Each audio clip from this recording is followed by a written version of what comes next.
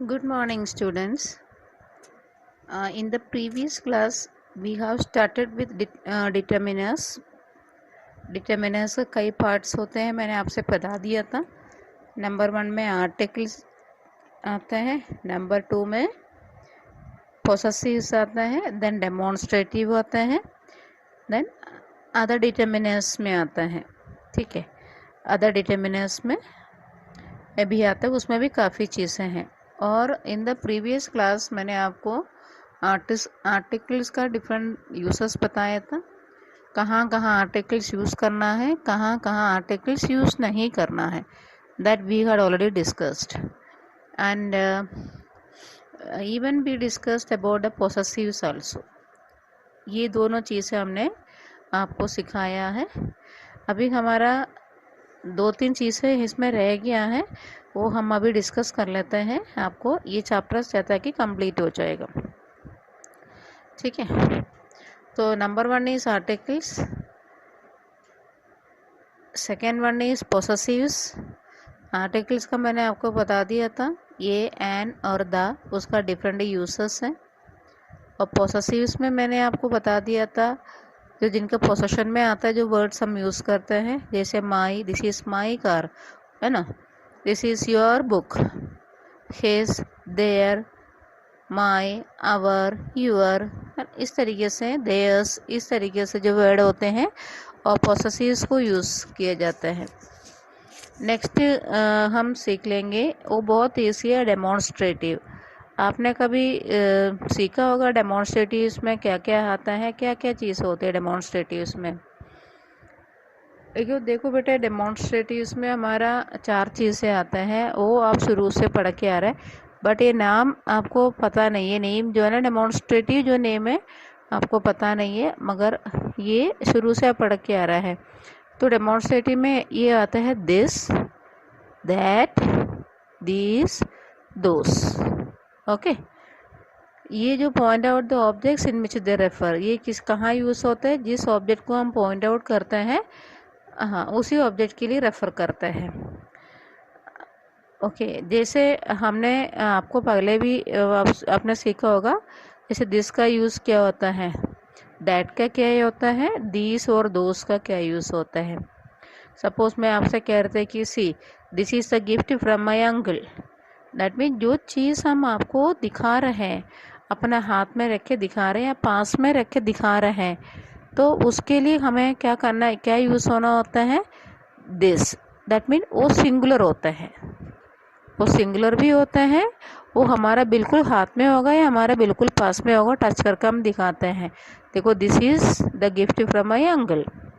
ठीक है, अब दैट देखिए, तो दैट में क्या होता है, ये भी सिंगुलर के लिए यूज़ होता है, बट ये पास की चीज़ नहीं दिखा, थोड़ा दूर की चीज़ दिखाते हैं, पॉइंट आउट करता है। जैसे हम कोई ट्री को दिखाते हैं, देखो that tree is worshipped by our people, इस तरीके से उसको भी पॉइंट आउट करता है, दिखाकर पॉइंट आउट करता है कि that tree is worshipped by our people. ठीक है, अब मान लीजिए जैसे दिस का यूज़ मैंने आपको बताया था सिंगुलर में यूज़ होता है, तो इस तरीके से उसका प्लूरल जो है दीस होता है। ओके, दिस का प्लूरल है दीस, दैट का प्लूरल है दोस। तो उसका डिफरेंस अभी समझ में आया होगा, दिस तो सिंगुलर को करता है, दिस प्लूरल को कहते हैं। दिस तो एक ही ऑब्जेक्ट होते हैं जो पास के होते हैं, हाँ, देन दिस होते हैं बहुत सारे ऑब्जेक्ट्स हैं जो पास में होता है, यह टच करके बताते हैं, पॉइंट आउट करके पास में बताता है। ठीक है, for example these roads are dirty, जैसे रोड दिखा के बताते हैं, पास में खड़े होके, रोड में खड़े होकर कहते होंगे या दीज रोड्स आर डर्टी। तो इस तरीके से मान लीजिए दोस्त का यूज़ भी ऐसे होता है, दोस्त भी हम पॉइंट आउट करके दिखाते हैं, वो दूर के लिए बताता है, जैसे दैट जो है ना सिंगुलर को बता दिया था, वो पॉइंट आउट करके वो दूर के। और ये भी ऐसे दोस्त जो होते हैं वो भी हम पॉइंट आउट करते हैं, वो दूर के लिए, बट वो प्लूरल के लिए यूज़ होते हैं। जैसे एग्जाम्पल में कह सकते हैं कि दोस्त मेन आर कारपेंटर्स, दोस्त मेन आर आर्टिसंस, इस तरीके से किसी को दूर में पॉइंट आउट करके बताते हैं, उसमें हो जाते हैं। ठीक है, अभी हमें बस 3 चीज़ें हमने सीखा है, आर्टिकल से, पोसेसिव से, डेमोन्स्ट्रेटिव से, ये तीनों चीज़ें सीखा है। आर्टिकल्स थोड़ा सा काफ़ी लंबा टॉपिक थे, पोसेसिव्स और डेमोन्स्ट्रेटिव से इतना ज़्यादा लंबा नहीं, बहुत छोटा सा टॉपिक था। अभी हम बाकी जितना रह गया है उसमें हम एक ही पार्ट में हम कह सकते हैं अदर डिटर्मिनेंट्स के रूप में कह सकते हैं। तो उसे कहते हैं कि इनडेफिनिट एडजेक्टिव्स भी कह सकते हैं। ये हम अपना कन्वीनियंट के हिसाब से अदर डिटर्मिनेंट्स भी कर सकते हैं। ठीक है, अदर डिटर्मिनेंट्स में बेटा जो हम लोग डेली यूज़ करते हैं वो उसमें से काफ़ी ज़्यादा डिटर्मिनेंट्स है, इसमें डेली ये सब वर्ड हम यूज़ करते हैं, बट उसका डिफरेंस हमें पता नहीं होते कहाँ हमें यूज़ करना होता है। ठीक है, सबसे पहले अदर डिटर्मिनेंट्स या इंडेफिनिट एडजेक्टिव्स होते हैं, एक एक करके मैं आपको एक्सप्लेन कर लेते हैं कहाँ कहाँ इसका यूज़ होता है। अच्छा, आप मुझे ये बताइए, इतना सारा जो हम नोट्स आपको भेज रहे हैं, आप प्लीज़ इसका शॉर्ट में आप इसका वो कर लीजिएगा, नोट्स बना लीजिएगा, इंग्लिश 2 नोटबुक में मेंशन करना है। नाउ अदर डिटर्मिनेंट्स में सबसे पहले यूज़ करेंगे हम सम, SOME, सम का यूज़। ये जो सम का यूज़ जो होते हैं कहाँ यूज़ होते हैं, अब देखो, some is use in affirmative sentences. Some जो है अफर्मेटिव सेंटेंसेस में यूज़ होता है। अफर्मेटिव सेंटेंस किसे कहते हैं, पॉजिटिव सेंटेंस होते हैं उसे यूज़ करते हैं। ठीक है, और किसके साथ, with plural and uncountable nouns. ठीक है, जो पॉजिटिव सेंटेंसेस होते हैं उसमें यूज़ होते हैं, वो प्लूरल भी होना चाहिए, अनकाउंटेबल नाउन्स होता है, उसके साथ ही हम यूज़ करते हैं। फर्स्ट यूज़ से मैं आपको बताती हूँ। ठीक है, फॉर एग्जाम्पल देखिए, I have some doubt about your plan. कुछ डाउट है, देखिए इस सेंटेंस पॉजिटिव है, अफर्मेटिव सेंटेंस है, सम डाउट्स, कुछ डाउट्स है, देखो प्लूरल में आ गया ना, यस। तो इस तरीके से सम का फर्स्ट यूज़ होते हैं अफर्मेटिव सेंटेंस में, प्लूरल एंड अनकाउंटेबल नाउन के साथ यूज़ होता है। सेकेंड वन क्या होता है, सेकेंड वन का सेकेंड यूज़ क्या होता है सम का, सेकेंड यूज़ होते हैं, this some can also be used as questions where we expect agreement और द आंसर यस। देखिए, अच्छा, सम का दूसरा यूज़ होता है, हम इसमें क्वेश्चन के रूप में भी यूज़ कर सकते हैं। वो जिस क्वेश्चन के रूप में हम यूज़ करते हैं जहाँ पर हम आंसर एक्सपेक्ट कर रहे हैं, agreement, that mean yes expect करते हैं, है ना, तो वहाँ पर भी हम सम का यूज़ कर सकते हैं।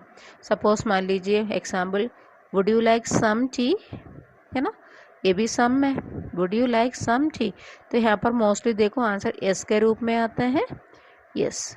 तो इस तरीके से यस का रूप में जो एग्रीमेंट के रूप में जो आंसर आता है उसमें भी हम क्वेश्चन के रूप में सम यूज़ कर सकते हैं। ठीक है, अब वो सम का यूज़ हो गया फर्स्ट वन।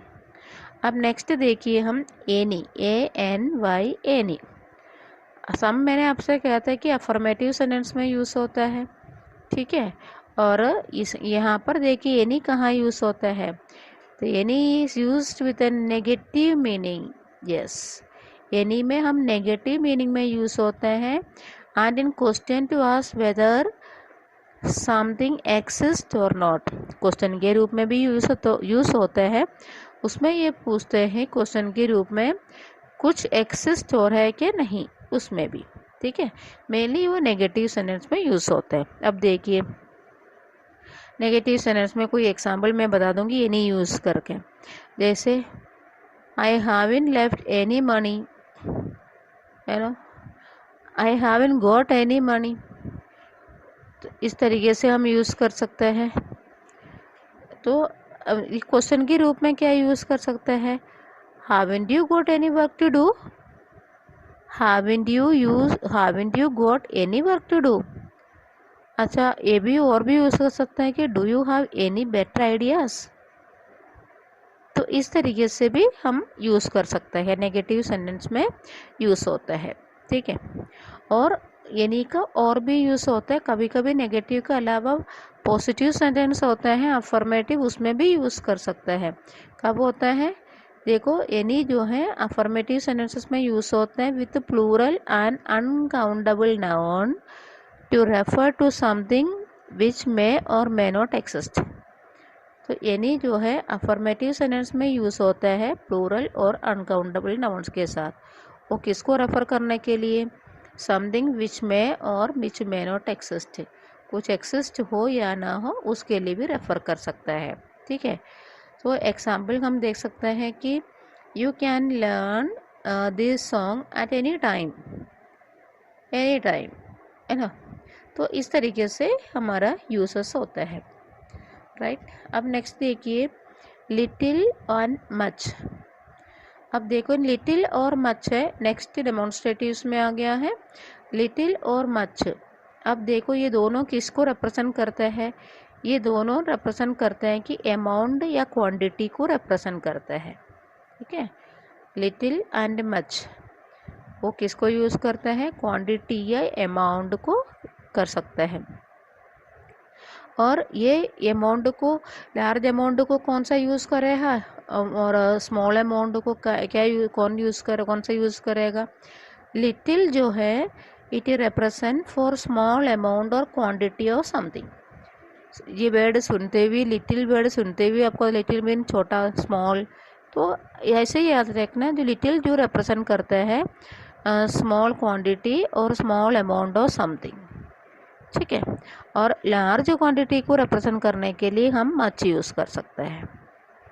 क्लियर आ गया?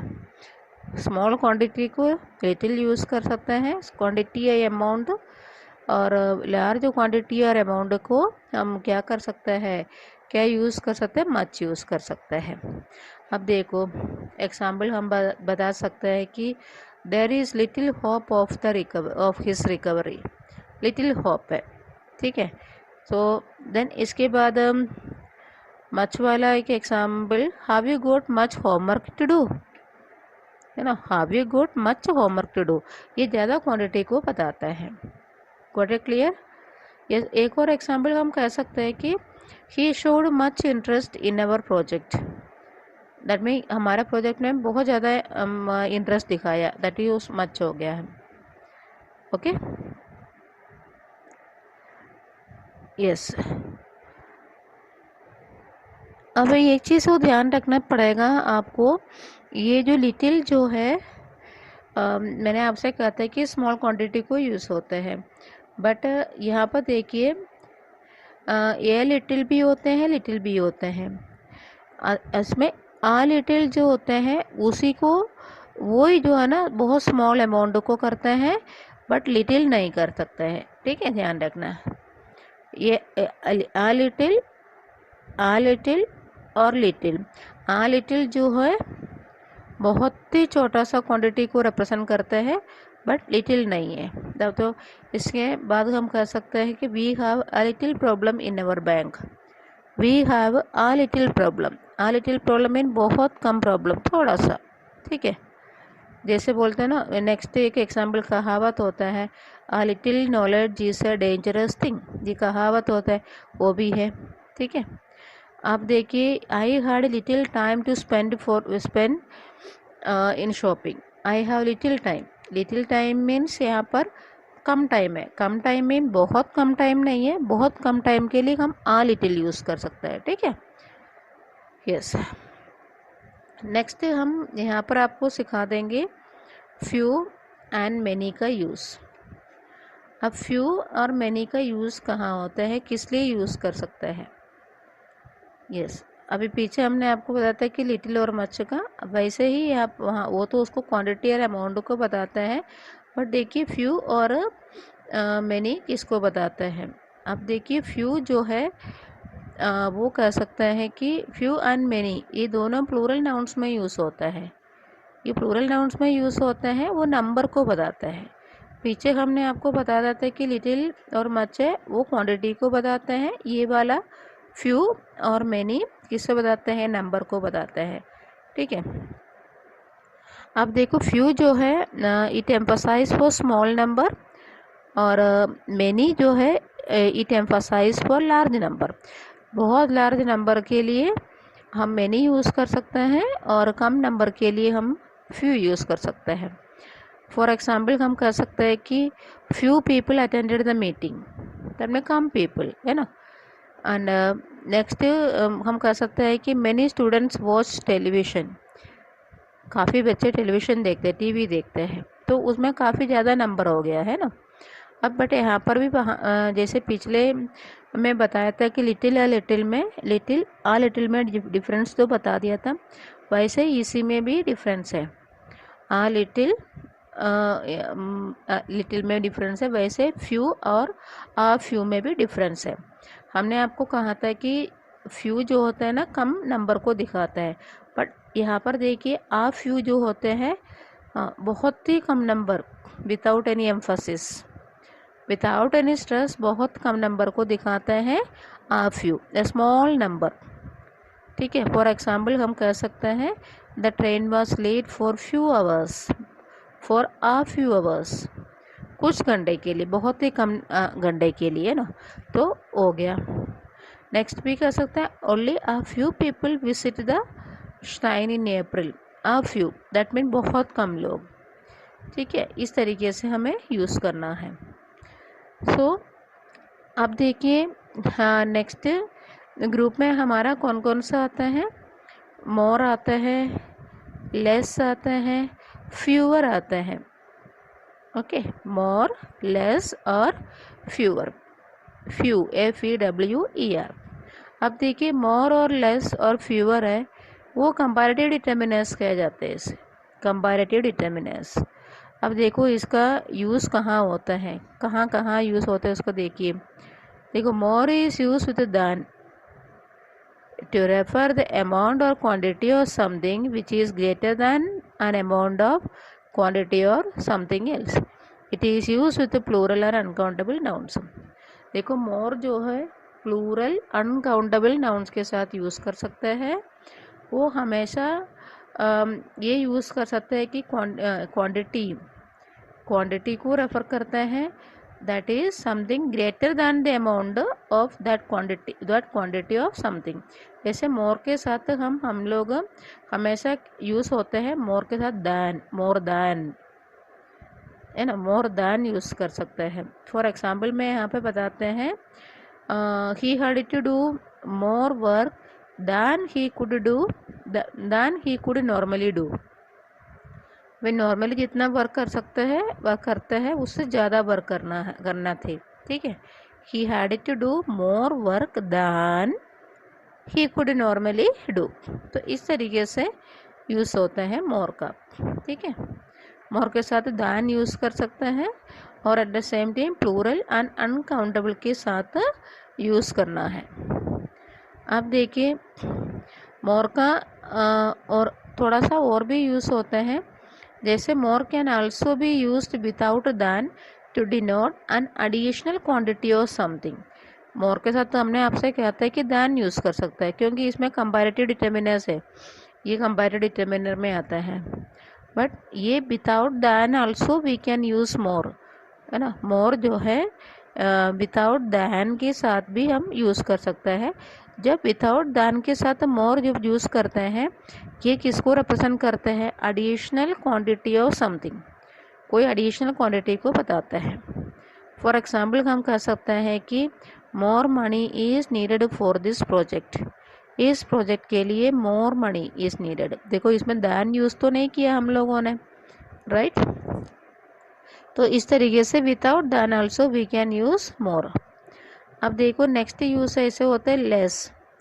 Less is generally used with uncountable nouns. Less जो है अनकाउंटेबल नाउन्स के साथ यूज़ करते हैं, किस लिए, to refer an amount of something which is smaller than that of something else.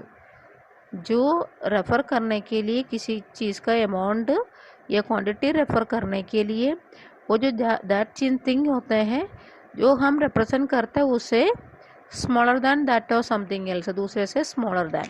ठीक है, तो आप देखिए मैं एग्जांपल बताती हूँ। This project needs less manual labour, right, uncountable noun है मैनुअल लेबर, तो उसके साथ यूज़ हो गया ना, this project needs less manual labour. दूसरे एक एग्जाम्पल जो है, I have less time to prepare for the examination than Rakesh. इसमें भी हम लेस के साथ दैन यूज़ कर सकते हैं, than भी यूज़ कर सकते हैं, without than also we can use it. I have less time to prepare for the examination than Rakesh. अब देखिए fewer. Fewer is used before plural nouns to show a number of things or persons which is smaller than that of some other things और persons. Fewer जो है ना हम use कर सकते हैं बिफोर प्लूरल नाउन्स. जो प्लूरल नाउन्स होते हैं उससे पहले यूज़ करते हैं. ठीक है, किस लिए? To show the number of things और पर्सन्स. नंबर ऑफ थिंग्स और पर्सन है उसको दिखाने के लिए. दैट जो पर्सन और थिंग्स है विच is smaller than that of other things और पर्सन्स. ठीक है, उसको हम रिप्रेजेंट करने के लिए यूज़ होते हैं. For example we can say that you will have to encounter fewer people, fewer problems now than you did last year. इसमें than का यूज़ हो गया है. ठीक है, that is you will have to encounter fewer problem now than you did last year. और without than देखिए उसका use. there are fewer gardens left in our city. हमारे सिटी में फ्यूअर गार्डन है तो without than also it can be used. So this is the end of the chapter determiners. हम आपको इसमें पीडीएफ में नोट्स भेजेंगे, आप प्लीज़ इसका नोट्स है इंग्लिश 2 नोटबुक में कर लीजिएगा. क्लियर? अब मैं आपको डिटर्मिनर्स का जो चैप्टर दोबारा बता देती हूँ, थोड़ा सा समरी टाइप की. एक तो डिटर्मिनर्स में मेनली 4 वेराइटीज़ होते हैं, अलग अलग 5 भी होते हैं बट एक साथ हम लास्ट वाले को इंडेफिनिट एडजेक्टिव्स या अदर डिटर्मिनर्स के रूप में कर सकता है. नंबर 1 में आर्टिकल्स आते हैं ये एंड द. नंबर 2 में आते हैं पोसेसिव्स आते हैं माई, हिज, हर, देयर्स, राहुल्स. इस तरीके से पोसेसिव्स आते हैं. नंबर 3 में डेमोन्स्ट्रेटिव्स आते हैं. डेमोन्स्ट्रेटिव्स में दिस, दैट, दिस, दोस, इतना चीज़ें आते हैं. और बाकी जो है ना अदर डिटर्मिनर्स में आता है. जो अदर डिटर्मिनर्स में मैंने काफ़ी चीज़ें भी और उसका डिफरेंसेस भी बता दिया था.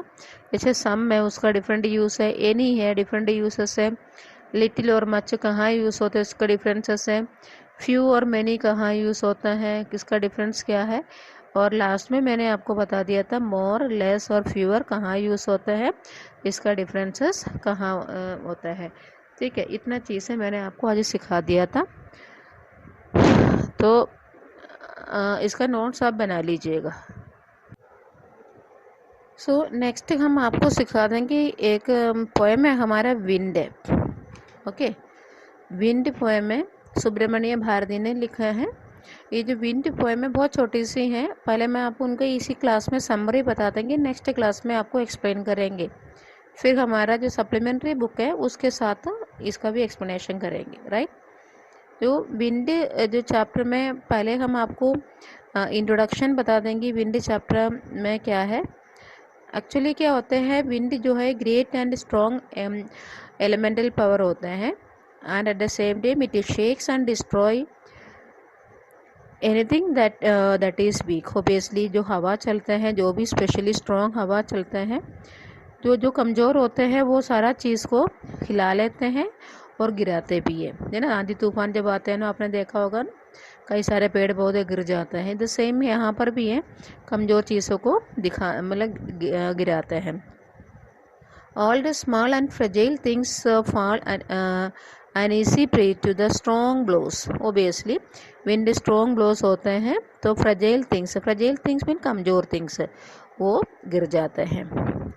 As it does not listen to any prayers or appeals of mercy, the only way left for us is to build up our physical and mental strength to meet its challenges. Obviously इतना तेज हवा चलते हैं, आंधी तूफान आता है, अब हम कितना भी अपील करो, कितना भी रिक्वेस्ट करो, वो सुनते थोड़ी है हमारी बात, नहीं सुनते हैं, है ना. तो फिर हमें क्या करना होता है, अपना फिजिकली और मेंटली जो अपना स्ट्रेंथ से उसे चैलेंज करना ही होता है. Meet his challenges. Okay, it will then look like a friend when we are fully geared to face it boldly, courageously and fearlessly. हमारा पॉइंट ये कहते हैं कि इतना बड़ा स्ट्रॉन्ग विंड आता है, हमें डरना नहीं चाहिए, ठीक है, हमें बोल्ड होना चाहिए, करेज होना चाहिए और बिल्कुल फियरलेस होना चाहिए। हमें उसे ऐसे चैलेंज के रूप में लेना है, तब तो ले लेगा तो ये जो विंड भी, इतना स्ट्रॉन्ग विंड भी हमारे एक फ्रेंड जैसे हो जाता है। The wind blows out any weak hurts and fragile things, strong heats and fortified buildings defy its powers. Yes, मैंने अभी शुरू में भी बताया था, विंड जो है किसी भी कमज़ोर चीज़ों को गिराता है, किसी भी बिल्डिंग्स वगैरह जो होते हैं वो चीज़ें गिराते हैं, वो हल्की सी जो बिल्डिंग वगैरह जो होता है। ठीक है, अब इसमें समरी में हमारा जो पॉइंट है, शुरुआत में क्या होता है, जो हमारा विंड बहुत वायलेंट हो जाता है, हमारा पोएट एक अपील कर लेते हैं, बहुत रिक्वेस्ट करता है। ये स्ट्रॉन्ग विंड से हमारा पोएट क्या अपील करते हैं, द पोएट जो हमारे स्ट्रॉन्ग विंड से अपील ये करते हैं, रिक्वेस्ट ये करते हैं कि टू ब्लो सॉफ्टली और जेंटली, बहुत सॉफ्टली और जेंटली ब्लो करने के लिए विंड से क्या करते हैं, रिक्वेस्ट करते हैं, so that the Windows do not get broken और पेपर्स आर नॉट स्कैटर्ड। क्यों हमारा पोएट रिक्वेस्ट करता है, चाहता है कि विंडोज़ जो है ये बहुत तेज़ हवा आ जाती है, खिड़की टप टप बंद हो जाता है, विंडोज़ के जो ग्लास वगैरह ब्रेक हो जाता है, फिर पेपर जो है इधर फैला रहता है, वो सब कुछ बंद करने के लिए, उसे सब कुछ रोकने के लिए हमारा पोएट रिक्वेस्ट करता है विंड से, यही सॉफ्टली और जेंटली ब्लो करो। But at the same day wind जब आता है तो बहुत गुस्सा से आता है, बहुत तेज है, तो the furious winds make a mass of every arrangement. अब देखो ये बहुत तेज विंड आता है, बहुत गुस्सा से फ्यूरियस होके आ जाता है, बहुत गुस्सा से आता है, बहुत सारा चीज़ें जो रखा हुआ है, अरेंज करके रखा वो सब चीज़ गिरा रहती है। जैसे books are thrown down from the shelf, their pages are torn, जैसे शेल्फ में अरेंज कर रखा हुआ जो बुक्स होती है, विंड इतना तेज आते हैं वो सारा चीज़ को गिराते हैं। फिर इसके जो पेपर्स होते हैं, वो जो पेपर्स को भी टोन कर देते हैं, फाड़ देते हैं। और एट द सेम टाइम क्या होते हैं, the rains follow the winds, so that way winds make fun of weak things and persons, fragile and delicate doors refers to her, delicate doors and rafters houses, woods, even human beings and even weak heart। तो हमारा point ये कहता है कि तो इस तरीके से विंड ब्लो होते हैं, सारा चीज़ हो गिराते हैं, पेपर भी फट जाते हैं, सब कुछ हो जाते हैं, बुक शेल्फ में से बुक भी गिर जाते हैं। इस तरीके से जो वीक थिंग्स होती है, जो दुनिया में जो भी वीक थिंग्स होते हैं, जो डेलिकेट थिंग्स होती है, जैसे डोर होते हैं, राफ्टर्स होते हैं, हाउसेस है, वुड्स, जो भी चीज़ होते हैं, इवन वीक हर्ट्स होती है, वो सब कुछ ख़राब हो जाते हैं। तो इस तरीके से क्या होता है, विंड बहुत वायलेंटली ब्लो करते हैं, वो ये सारा चीज़ को क्रश करते हैं, उनके सामने जो भी चीज़ आता है उसे क्रश करके लेके जाते हैं। सो क्या हम कह सकते हैं, he so wilful and despotic that he lessons no appeal. तो इस तरीके से एक डेस्पोटिक क्या होते हैं, जो डेस्पोटिक रूलर सुना होगा अपना, रूलर पहले जो जैसे हिटलर है, इस तरीके से जो अपना पूरा पावर दिखाता है, इस तरीके से एक डेस्पोटिक रूलर टाइप के आते हैं, सारा चीज़ नाश करते हैं, किसी का जो रिक्वेस्ट होती है वो किसी से सुनते नहीं हैं। तो इस तरीके से क्या होता है, it only safeguards the blow of the wind and the buildings and the strong buildings, homes having doors and windows। इसको किसको बचा लेते हैं, जो बहुत स्ट्रॉन्ग बिल्डिंग होते हैं, जिनका डोर्स और विंडोज़ बहुत ज़्यादा स्ट्रॉन्ग होती हैं, इन सबको क्या करता है, उन सबको बचा लेते हैं। तो इस वजह से हमारा जो पॉइंट होती है, प्रिपेयर करते हैं कि इस तरीके से जो चैलेंजेस होते हैं लाइफ का, जैसे विंड आता है, this is a challenge for everyone. तो ये विंड आता है, इस तरीके से जो चैलेंज आता है लाइफ में, जो चैलेंज आता है उसको हमें फेस करने के लिए हमें हमेशा प्रिपेयर आना चाहिए, ऐसा ना। यस, इस तरीके से विंड बहुत तेज़ ब्लो करते हैं, सारे नाश करते हैं, हमें मेंटली प्रिपेयर होना चाहिए ताकि to meet such challenges of life. Clear. So तब तक होता है, let all become strong enough to meet the challenges of life fearlessly and courageously. Poet हमारे से एक कहता है, इस तरीके से विंड आता है, बहुत वायलेंटली आता है, वो एक चैलेंज है हमारे लिए। तो इस तरीके से हम सबको फेस करना पड़ता है। जो हमारे लाइफ में बहुत स्ट्रॉन्ग प्रॉब्लम्स आता है, वो प्रॉब्लम्स को हमें एक चैलेंज के रूप में लेना है, without any fear and with courage. बहुत हिम्मत से बिना डरे हमें सारा हमें फेस करना पड़ता है। ठीक है, और नेक्स्ट क्लास में हम इसको आपको एक्सप्लेन करके समझा दूंगी। ओके, तब तक आपको एक बार प्री रीडिंग करना है। Thank you children, have a wonderful day ahead.